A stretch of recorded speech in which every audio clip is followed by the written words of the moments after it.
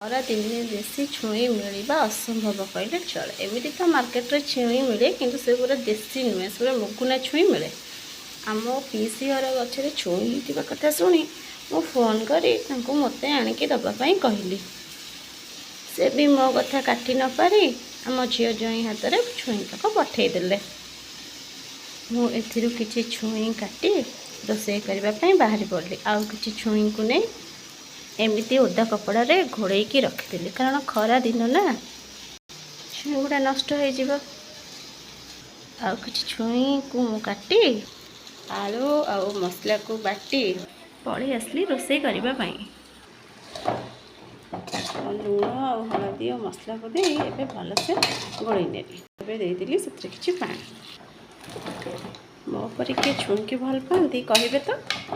ଛୁଇଁ ତରକାରୀ ହେବ ଆଉ ବଢ଼ି ପଡ଼ିବନି, ତରକାରୀଟା ଅଧା ଅଧୁରା ଲାଗିବନି କହିଲେ। ଏବେ ତ ତରକାରୀ ହେଇଗଲାଣି, ମୁଁ ଚାଲିଲି ଟିକେ ଚାଖିବା ପାଇଁ। ରହୁଛି।